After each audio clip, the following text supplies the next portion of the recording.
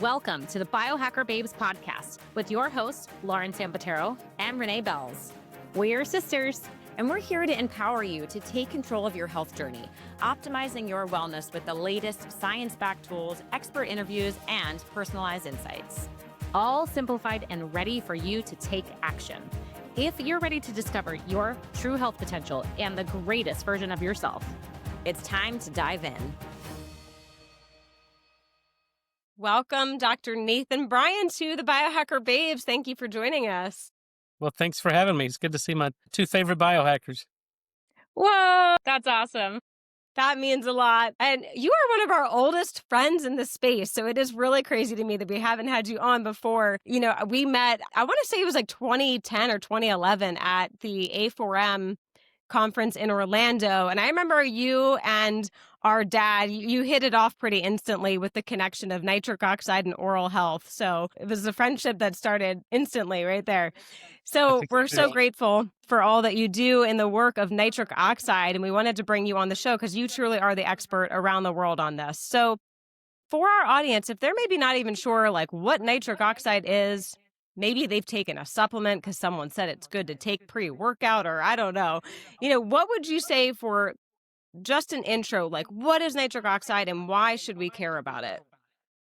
Well, it's what we call a signaling molecule. It's naturally produced in the human body. It's a gas, interestingly enough, that when it's produced, it's gone in less than a second.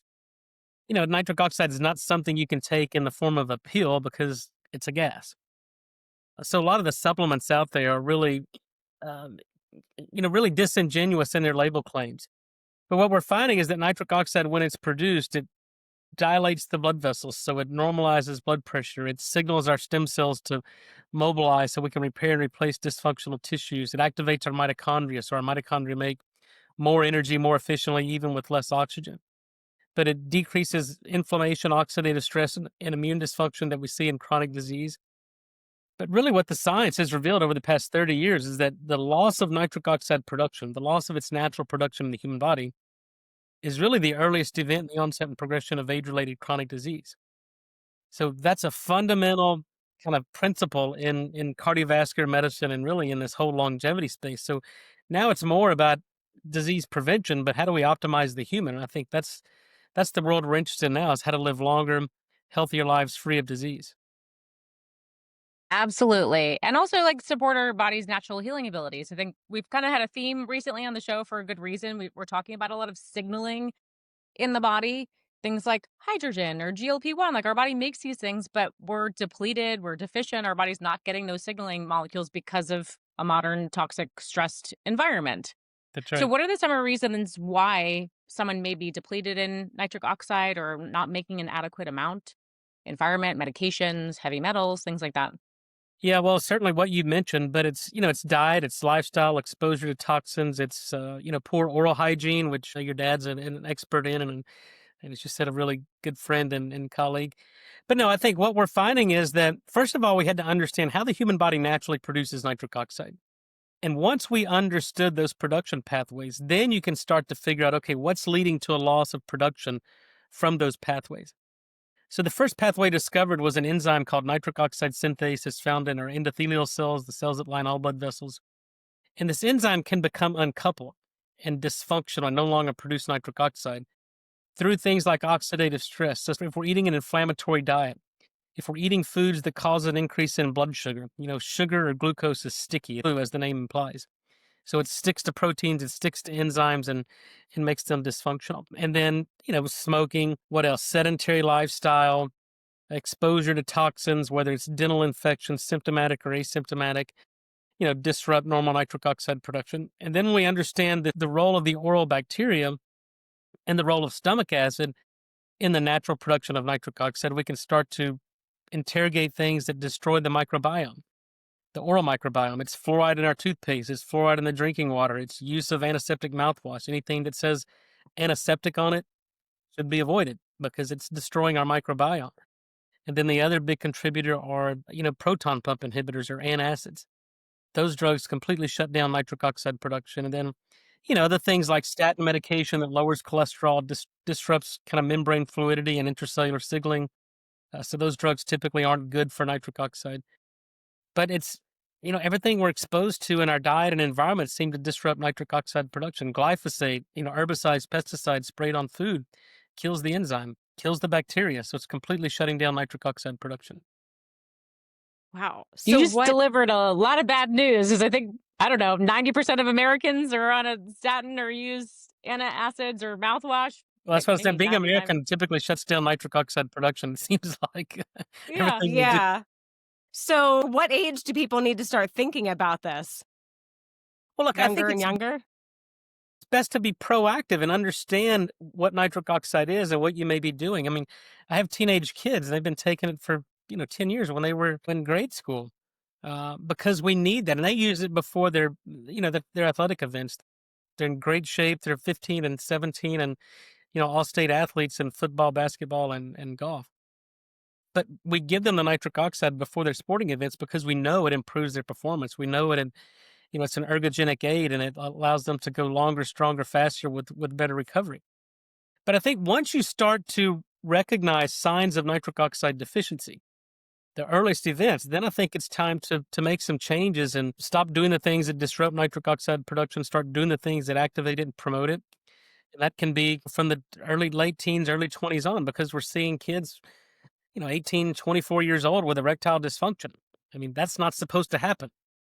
And Oh, ED that's is a vascular problem. It's the lack of the inability to dilate the blood vessels of the sex organs, and that's because they can't make nitric oxide. Yeah. So wait, speaking of erectile dysfunction, Viagra, I'm sure the sales are off the charts in the United States. How is Viagra playing a role with nitric oxide? Well, these drugs are called phosphodiesterase inhibitors. They do not affect nitric oxide production. And I think there's a misconception or misperception in medicine. But what these drugs do is they potentiate the effects of nitric oxide. So the way the signaling works is nitric oxide is produced. It activates an enzyme in the smooth muscle called guanylyl cyclase. That enzyme converts GTP into cyclic GMP. And cyclic GMP is the second messenger that mobilizes calcium and leads to smooth muscle relaxation. And there are enzymes in the smooth muscle called phosphodiesterase enzymes, and they degrade cyclic GMP. So nitric oxide turns the switch on, and the PD5 inhibitors turn the switch off. So if you give a phosphodiesterase inhibitor and prevent the breakdown of cyclic GMP, you can potentiate the vasodilatory effects of nitric oxide. And that's why they potentiate the effects. And these drugs have been on the market since 1998, billions and billions of dollars every year in revenue.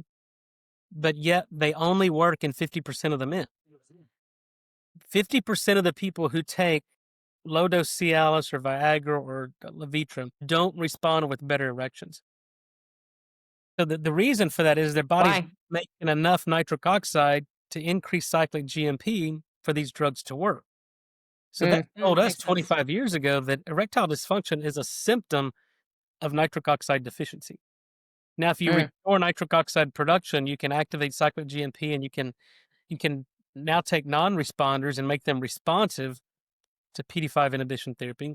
Or better yet, if you give the body what it needs, then there's no need for drug therapy, right? Because we've actuated these signaling pathways, and we lead to normal relaxation and vasodilation. So we could take both of them, or in an ideal world, we're restoring natural function, and then you could supplement with nitric oxide. Am I right?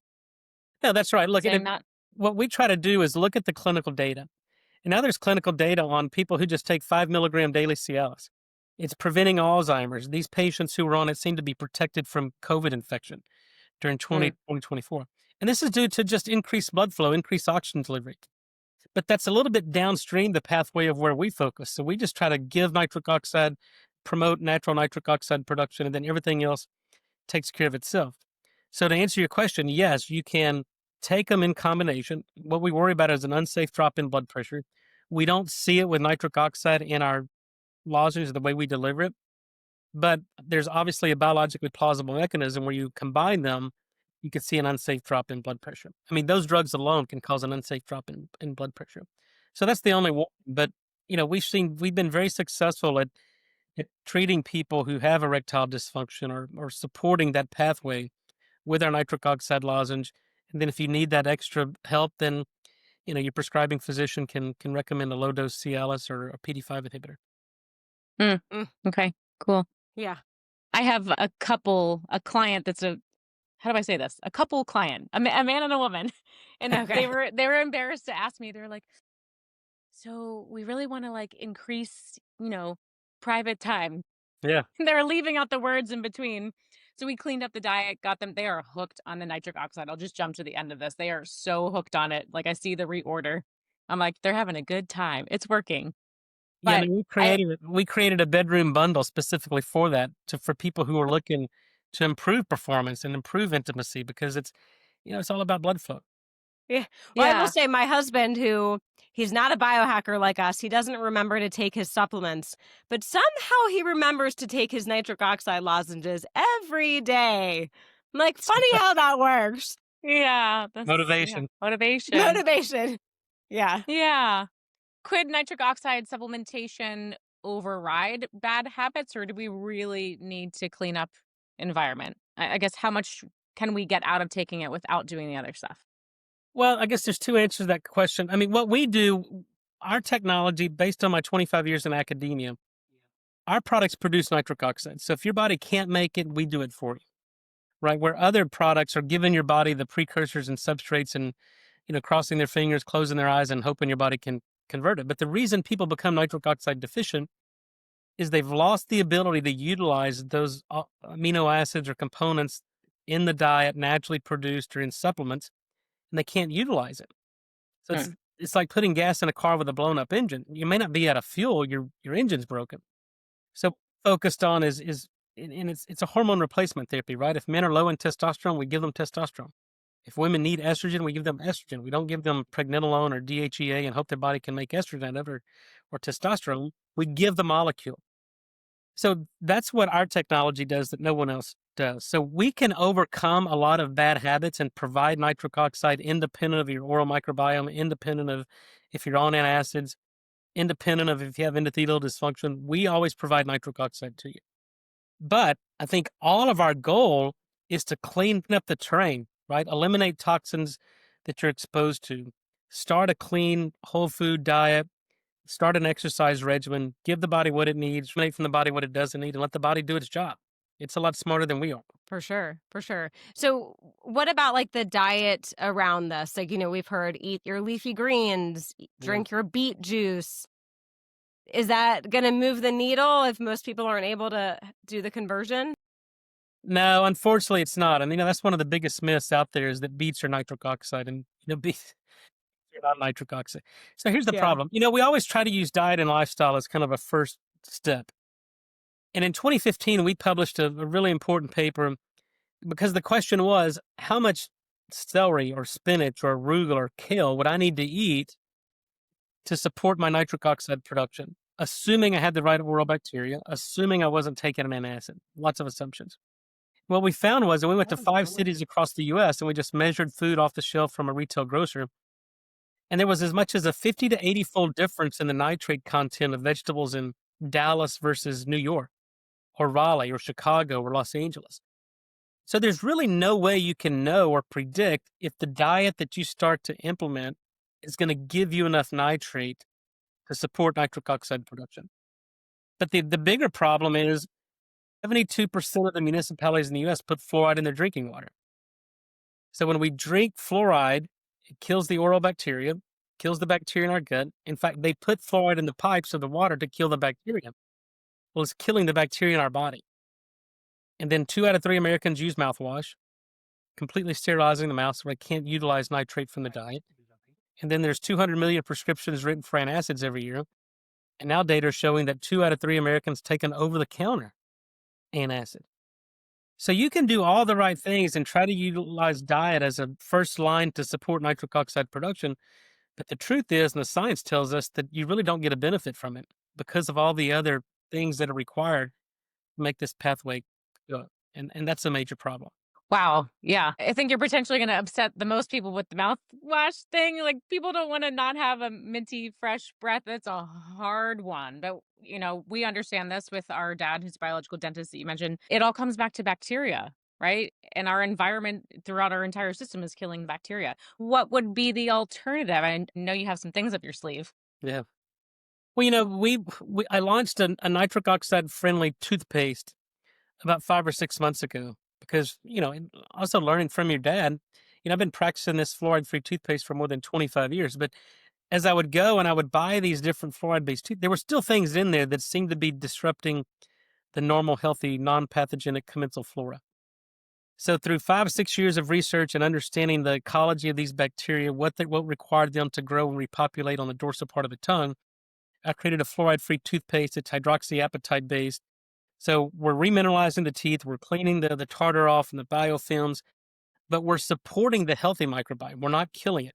And we're supporting healthy salivary pH, which then creates an environment where the good guys can proliferate, the bad opportunistic, pathogens don't stand a chance. Number one. But number two, for those people who want a mini fresh breath, I've created a mouth rinse that's a nitric oxide microbiome friendly mouth rinse. So again, we're going to try to achieve the same thing. How do we support the microbiome while selectively killing the pathogens, creating an environment where the pathogens can't live, and then leaving them with a fresh mini breath? And so I think that's going to be a game changer. We're finding through these early studies that people who have what's called resistant hypertension, their blood pressure is elevated even though they're on prescription medication. And we've argued that that's a symptom of oral dysbiosis. So when you store our fluoride-free toothpaste and the mouth rinse, we can restore the nitric oxide production in the oral cavity and blood pressure comes down. I mean, simply focusing on your oral hygiene, which you girls know from your dad, I mean, that's where disease begins. And so for the 100 years, we've put an atomic bomb in the mouths of people, whether it's chlorhexidine or fluoride or antiseptics, and we sterilize the oral cavity, and it's causing systemic disease. Yeah. And your doctor will just tell you, stop eating salt. Yes. Yeah. Yes. Watch the salt. That's right. Well, please. Yeah. Oh gosh. What about with the oral microbiome, people that mouth breathe, whether they have sleep apnea, sleep disordered breathing, or just poor breathers and they're not breathing through their nose? Yeah. What's happening with nitric oxide there? Well, so the enzyme that's found in the lining of the blood vessels is also found in our epithelial cells, in our sinuses. So similar to these agonists on the endothelial cells, they're mechanoreceptors on our epithelial cells. So when we do nasal breathing, deep breathing, it activates this so the enzyme can make nitric oxide. So when we're doing nasal breathing, as long as the enzyme is functional, we're producing nitric oxide and we're delivering nitric oxide to the airway. It's dilating the bronchioles, dilating the pulmonary arteries, improving oxygen uptake, oxygen delivery, and lowering blood pressure. I mean, deep breathing can lower blood pressure. When you breathe through your mouth, you're not only bypassing this nitric oxide production pathway through the nasal sinuses, but you're completely destroying the ecology of the good bacteria in the mouth. The mouth is not an instrument for breathing. So when we fully oxygenate the oral cavity, it lowers salivary pH, it causes severe halitosis, and it disrupts nitric oxide production. So that's why I think, mouth taping can be a very valuable tool or strategy, provided you have an open airway. And I always advise people, go see an airway specialist or a dentist to make sure you actually have an open airway before you start taping your mouth, or could be bad news. Yeah. Yeah. I know. That's scary that's the first stop for a lot of it's just become so trendy. Just close the mouth hole and then you'll have no oxygen. That makes sense. That's right. Yeah. But the past 50, 60 years, and the design of the oral cavity and the mouth structure is completely changed over a very short period of time. And it's leading to obstructive airways. So sometimes simple mouth taping could be more detrimental than it could be beneficial, but you have to open up that airway. And I think that's why, dentists are some of the most important practitioners in the world. Yeah, we agree on that one. The right I'm dentist. curious with athletic training, because you mentioned nitric oxide is an ergogenic aid, and obviously breathing through the nasal passage is going to increase NO. What is your opinion on how to breathe during training, like during cardio, maybe endurance? Like some athletes will only nasal breathe, but some will like blow off CO2 through their mouth. Is there, I guess, an ideal breathing pattern to enhance the NO? I think if you're doing moderate physical exercise, the more you can do nasal breathing, the better. Obviously, as you increase your intensity, that may be compromised. You're going to have to exhale or maybe even breathe through the mouth to the nose. But I think, moderate physical exercise, where you have a moderate increase in heart rate and breath rate, I think as long as you can maintain nasal breathing, then it's going to amplify the nitric oxide signal, and it's going to lead to better vasodilation, better mitochondrial function, less lactic acid buildup. and better recovery. It's interesting. Like some people will breathe through their mouth because like, oh, I'm getting more oxygen, but that actually could be working against them. That's Maybe. right. That's right. Yeah, you're fully oxygenating the oral cavity, and that completely changes the ecology and the diversity of the microbiome. Mm, wow. Yeah. Yeah, when I'm running, I always start with I try to inhale, exhale through my nose. And then when it gets hard, it's inhale through my nose, exhale through It's my mouth. helping. And then when it gets really hard, it is full on mouth Get air, breathing. But just get air, right? Yeah. Whatever. Yeah. just trying to survive. But it's wild. Like I've been fighting a cold the past week. And when I lay, you know how when you have a cold, you lay down to sleep and you're like, "Oh, now I really can't breathe through my nose." When you're sleeping, your body will do whatever it needs to do. So I've been a mouth breather for the last week, and I'm waking up and like my throat hurts, my mouth is dry. I'm like, Right. God, this feels awful. But some people experience that all the time as mouth breathers, right? So Yeah, and I think and there's yeah, their health suffers, and there's consequences to that, and we have to fix that.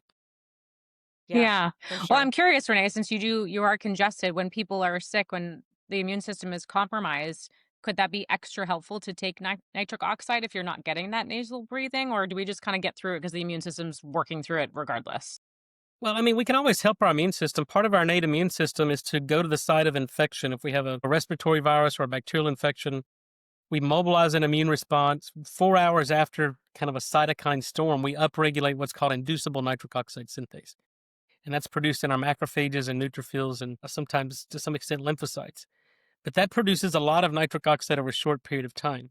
So that nitric oxide produced by our immune system binds to the iron sulfur centers of bacteria and shuts down their respiration. That's our innate immune system. But it also prevents virus from replicating. So if we're exposed to a respiratory virus and we have good nitric oxide, we go and the virus, number one, doesn't penetrate into the cell. Number two, if it does, we prevent its replication. And that's why nitric oxide is so important. And people got sick and died from COVID, or people get sick and die from flu every year, are the people who are nitric oxide deficient, the elderly, Mm, diabetics, hypertensive, previous heart attack. That's what confers the protection from bacterial and viral infections for people who can make sufficient nitric oxide.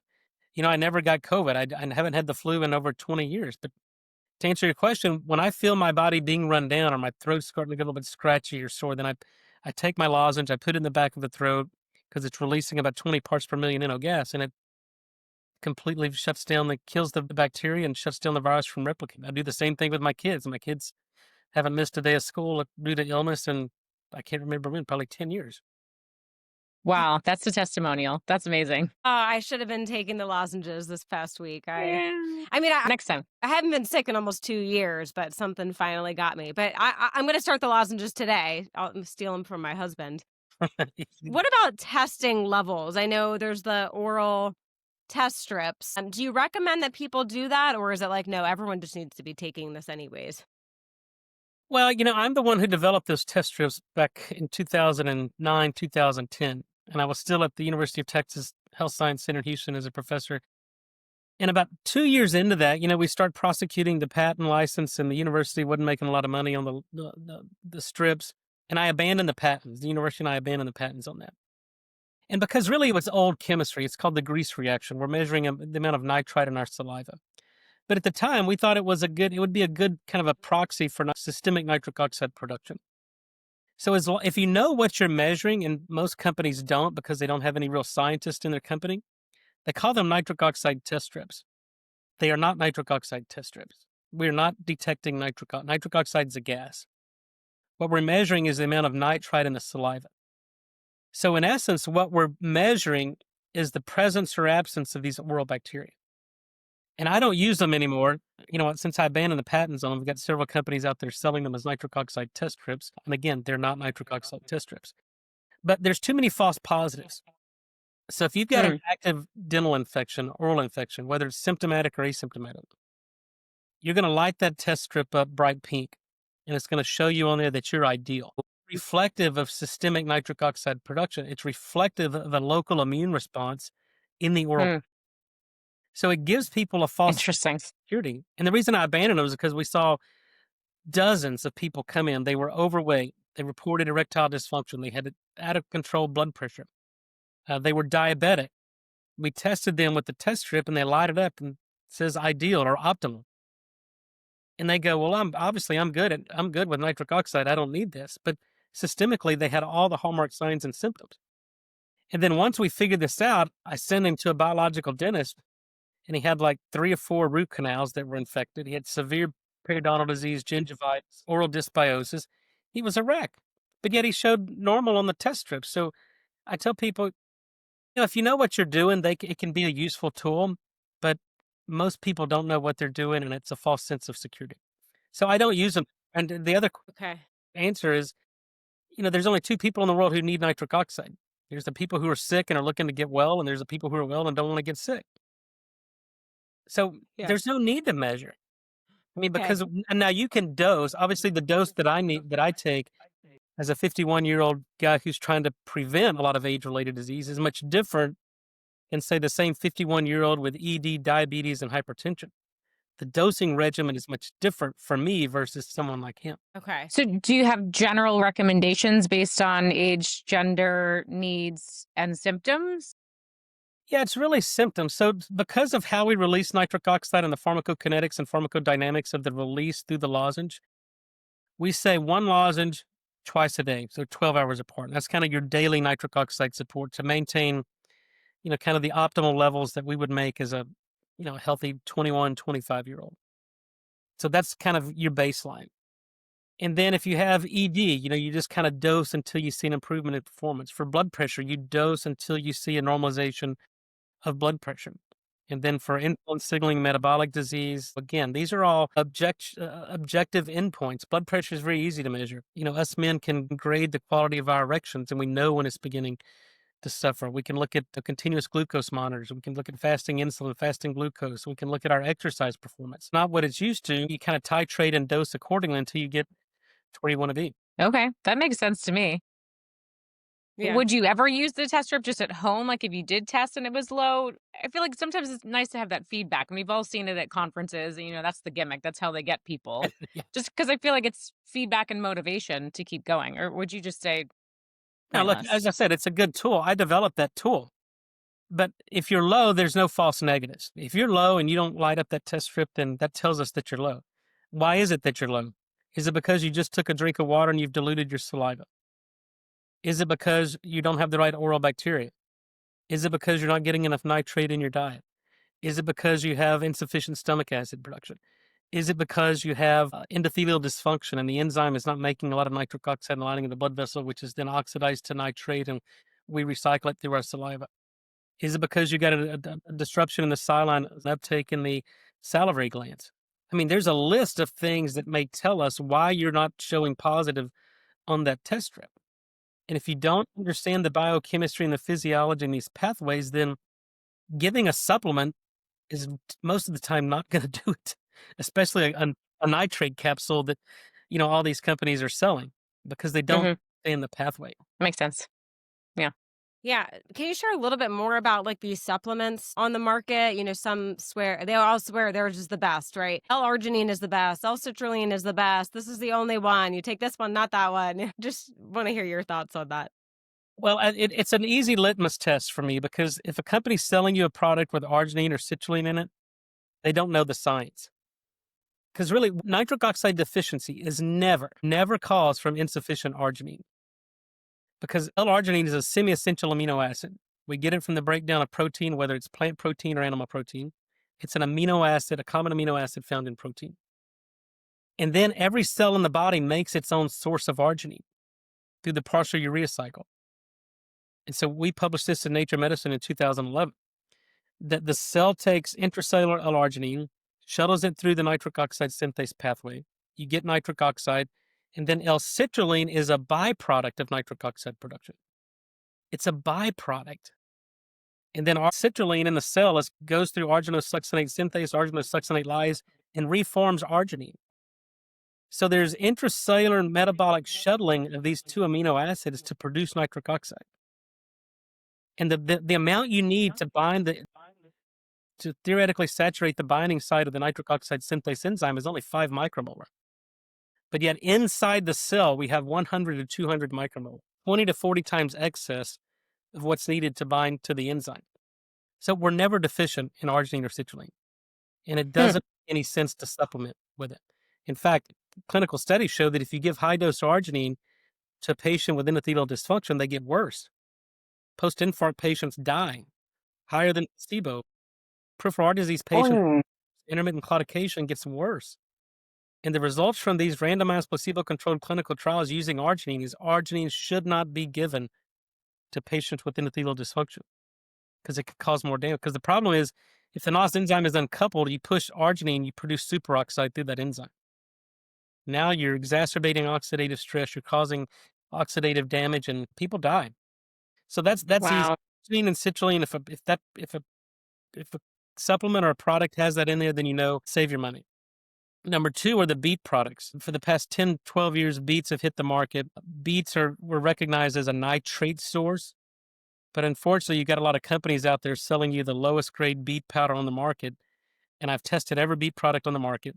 There's no nitrate, there's no nitrite, there's no nitric oxide activity. It's what we call a dead beet.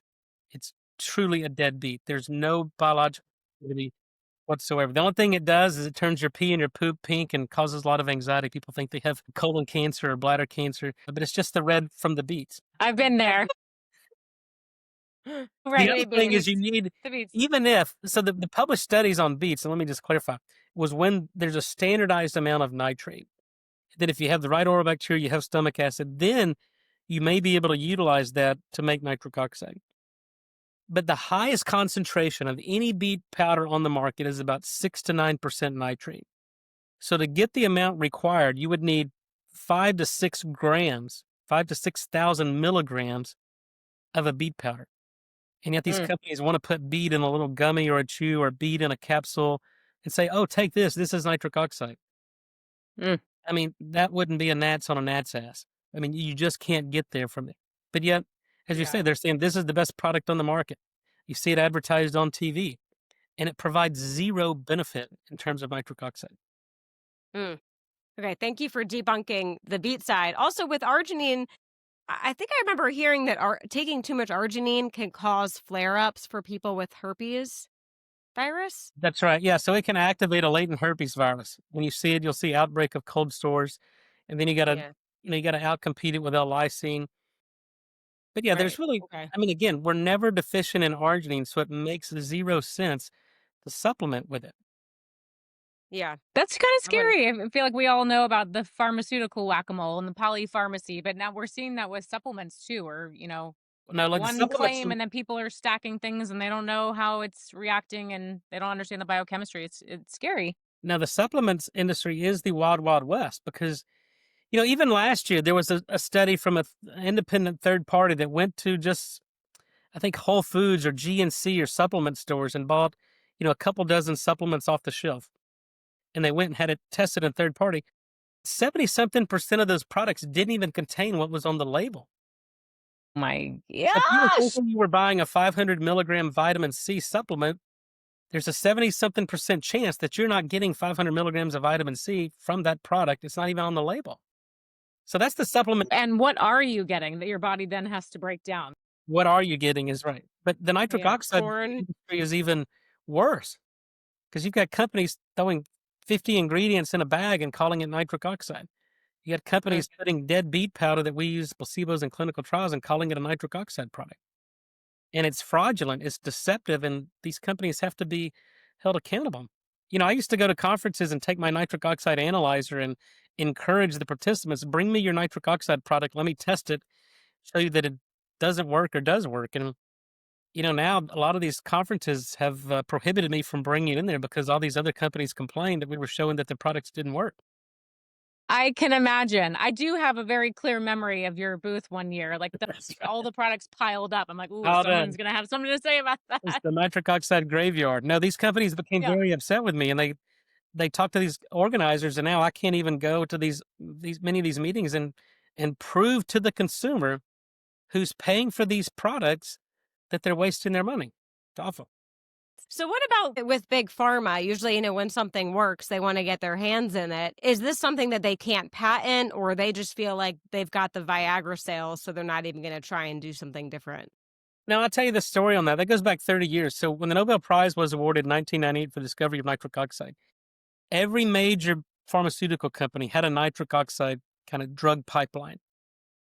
And their approach at the time, because again, most drugs are synthetic compounds that inhibit a biochemical reaction, right? So we're always trying to block the overproduction of something. So COX inhibitors prevent the production of these inflammatory cytokines, or HMG CoA reductase inhibit the rate limiting step of cholesterol production. Drugs are always inhibitors. But what the clinical data tell us, there's never an overproduction of nitric oxide. So you can't make an inhibitor of nitric oxide synthase and make a pharmaceutical drug out of it, because it's a lack of production. It's not an overproduction. The approach was, well, let's take aspirin. The big one was the Vioxx and the Celebrex, the selective COX-2 inhibitors from 25 years ago. Merck and these companies knew that they were causing an increased incidence of heart attack and stroke.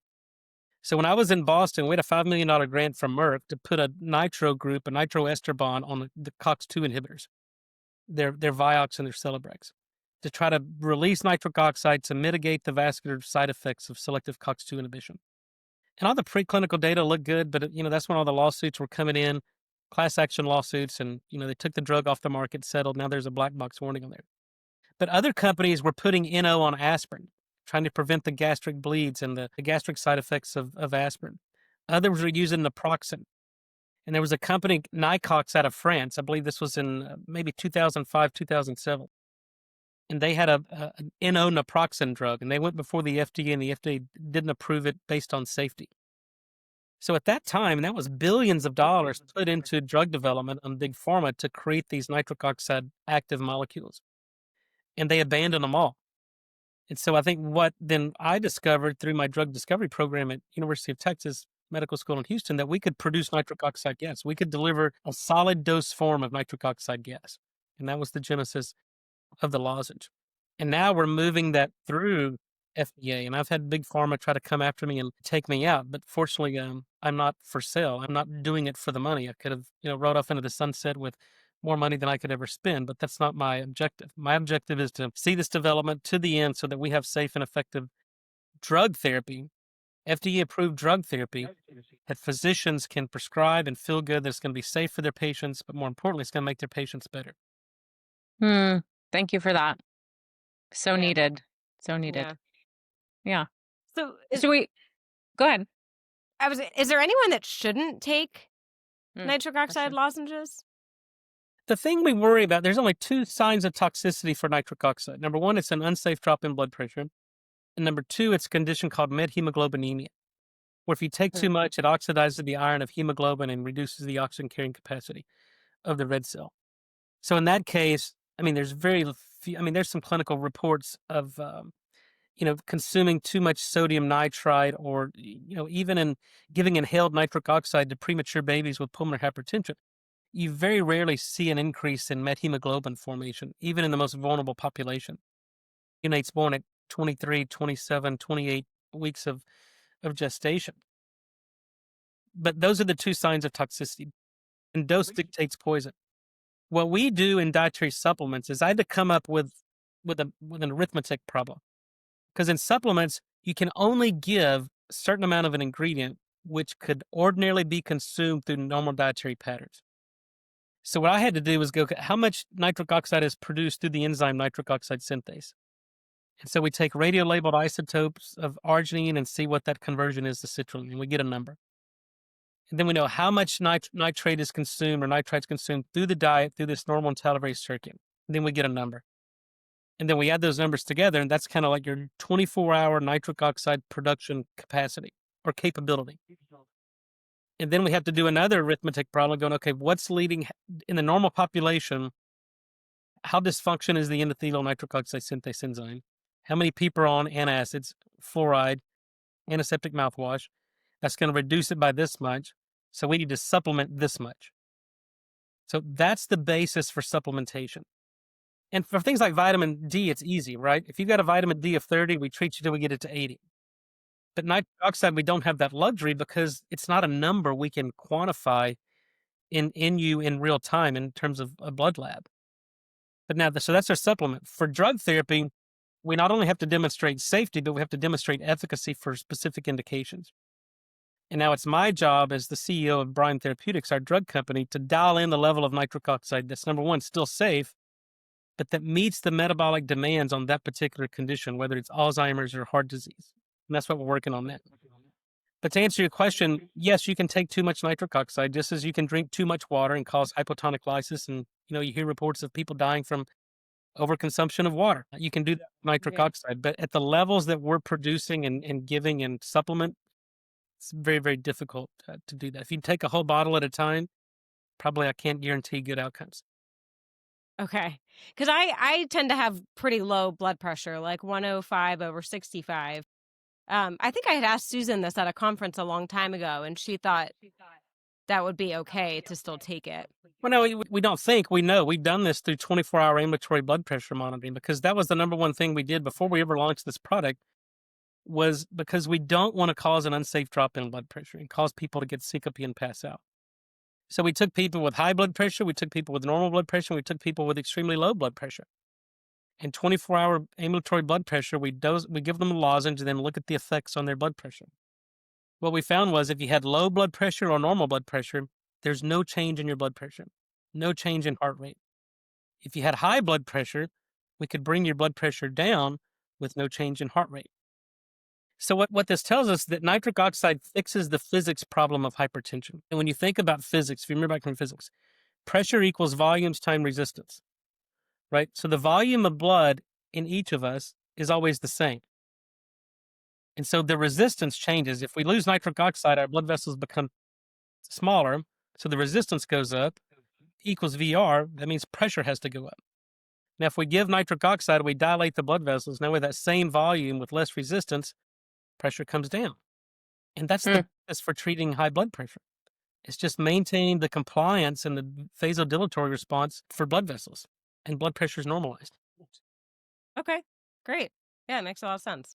Cool. I wanted to circle back to symptoms and situations of needing this. Just before we wrap up, maybe we can give like a checklist, because we've talked about erectile dysfunction, high blood pressure, maybe exercise intolerance. What are some other things that people could look out for to know that they should probably supplement this, or maybe situations like statins or heavy metals where we should probably really consider this? Well, there's two conditions where nitric oxide that we provide in the form of a lozenge will not lower blood pressure. And it's in patients with heavy metals, because even though we're releasing nitric oxide, heavy metals scavenge any nitric oxide before it has a chance to act.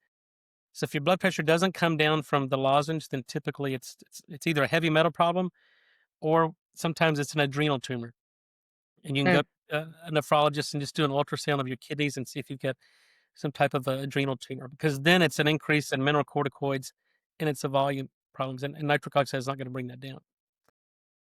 So that's number one. Heavy metals it's a huge problem. We have to clear the heavy metals from our body. And then the other, in 2011, we published a paper showing that nitric oxide is part of insulin signaling. And so if your cell can't make nitric oxide, you develop insulin resistance. So insulin resistance is now a symptom of nitric oxide deficiency. So if you have an elevation in fasting glucose, if you're insulin sensitive or insulin resistant or type 2 diabetic, then that tells us that you're not making enough nitric oxide for insulin to do its job and to bring glucose into the cell. But those are really I say there's 5 hierarchies of symptoms. There's ED, which first, high blood pressure, metabolic disease, exercise intolerance, and then you start to get brain fog, dementia, and Alzheimer's. I would imagine like low libido, just generally hormone issues in the ED category. Yeah, sure. Look, I mean, we need adequate blood flow, but nitric oxide is not going to fix hormone disruptions, right? It's not going to fix. Sure. We still have to focus on repleting missing nutrients, restoration of optimal hormone levels, and then the elimination of toxins. So what we say is nitric oxide is foundational, because you can do all these other things, but if you don't support nitric oxide production, then you're really not going to you're not going to optimize those outcomes. If we start with nitric oxide, then optimize hormones, detoxify, replace missing nutrients, then we call it restorative physiology. So my drug company is not a pharmaceutical company because we don't make pharmaceuticals. We're restorative physiology. We give the body what it needs and restore these bioactive molecules. And that's a very different concept. But I think all this is based on understanding the mechanism of the disease to the extent that you can fix it. And that's what we hope to do with nitric oxide. Love that. Restorative physiology. Love Restorative that. physiology. I love that. I don't know that I've heard that. Yeah. Well, years back in the days of Hippocrates, the father of Western medicine, he said the future physician will prescribe no medication because we'll understand the mechanism of disease where we can fix it. And then early those days, the medicine was called applied physiology. Today, medicine, unfortunately, is applied pharmacology. And I think we all agree that's making no one better. In fact, it's making us sick. So we Yeah. just get back to the Yeah. basics. Yeah. Yeah. Are there any other, I guess, basics or biohacks that would support this along with taking the lozenge, like sauna, cold plunge, fasting, anything like that? Red light? I don't know. Yeah, Breathing. I'm like you guys. I'm kind of the N equal 1 guinea pig. I figure out what works Okay. for me. Okay. And so I'll tell you what works for me, and I think it can work for anybody based on my understanding of nitric oxide biochemistry. I do an 18-hour fast every day. I think the data on intermittent fasting caloric restriction is undeniable. It induces longevity genes. It completely changes your metabolic flexibility. That's number one. Number two, I only eat a high protein, high fat, kind of low carb, no carb diet. I think the elimination of sugar, again, improves your metabolic flexibility. But then, so when I wake up in the morning, I'll take my beet powder and then I do high intensity interval training, usually 10 to 12 minutes. And then from there, I go sit in an infrared sauna, 170 degrees for 30 minutes. And in that sauna, I have an ozone generator. And then I'm putting oxygenated or activated oxygen through a nasal cannula. So I do that for 30 minutes. I sweat, and then I jump in my cold plunge, usually for 2.5 minutes at 40 degrees Celsius, which is, I don't know, Yeah. that'd be 40. Yeah. What Yeah, is 40 that? degrees Sure. Fahrenheit. That'd be like 4 degrees Celsius.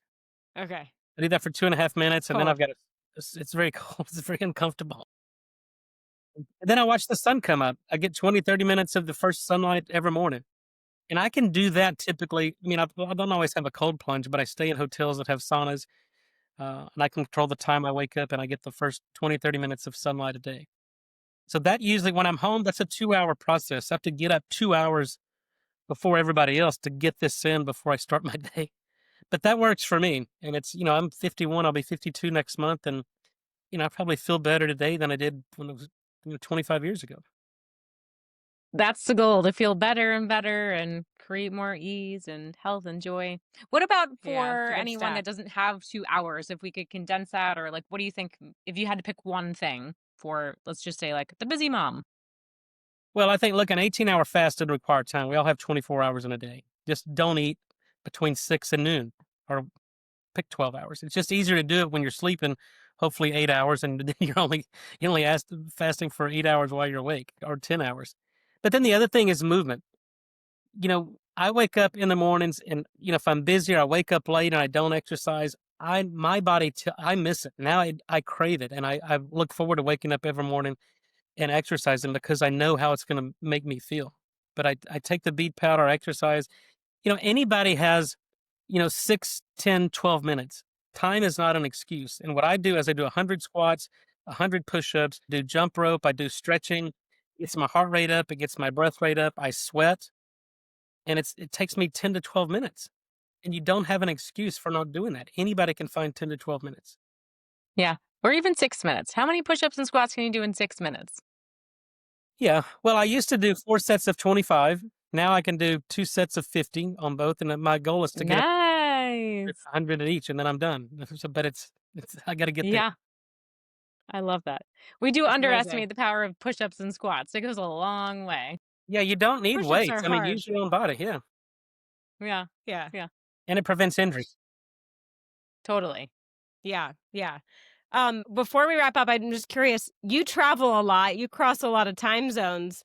Does nitric oxide help with jet lag?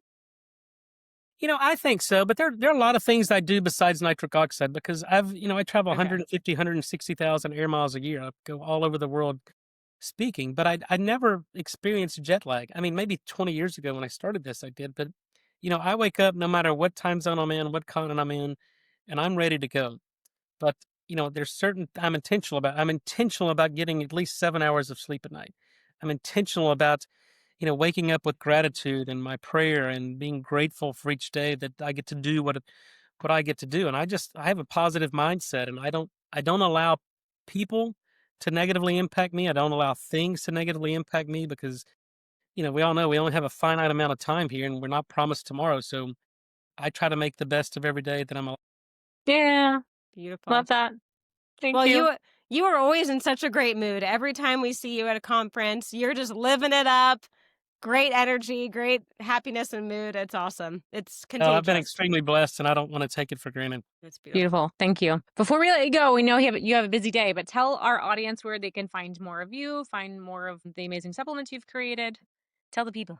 Well, I'm more interested in the right information and education. I, recommend you subscribe to my YouTube channel, Dr. Nathan S. Bryan, Nitric Oxide. I'm on Instagram, Dr. Nathan S. Bryan, same on LinkedIn. My latest book, The Secret of Nitric Oxide, Bring the Science to Life. Find it at nathansbook.com or Amazon, Barnes & Noble, wherever books are sold. Tells the story of nitric oxide, what it is, what led to its discovery, Nobel Prizes, my own personal journey of discovery, what led to these, kind of the journey, my own personal journey. And then for those interested in the product technology, it's n101.com. N1. The letter N, number one, letter O, number one. Got it. We're going to put that in the show notes. We'll get all your resources in there so you're an easy find. And thank you so much for sharing your wisdom today. Well, thank you. And I look forward to see you gals, the Biohacker Babes, an event coming up soon, I hope. Yeah. Hopefully Yes. Tampa. Hack your health. We'll all be there. All right. And give your mom and dad the best for me. And I hope to see them as well. Yes. They'll be there. Whole fam. Dad will be speaking on Friday, so he'll be there. Awesome. Definitely. Well, I will be there. Yeah. Okay. Very cool. All right. Thank you. And thanks to everyone that tuned in today. We will see you next time. Love this episode of the Biohacker Babes podcast? Head over to Apple Podcasts to subscribe, rate, and leave a review. We truly appreciate your support. Until then, happy biohacking!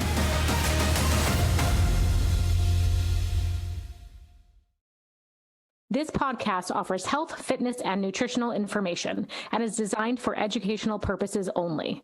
You should not rely on this information as a substitute for, nor does it replace professional medical advice, diagnosis, or treatment. If you have any concerns or questions about your health, you should always consult with a physician or other healthcare professional.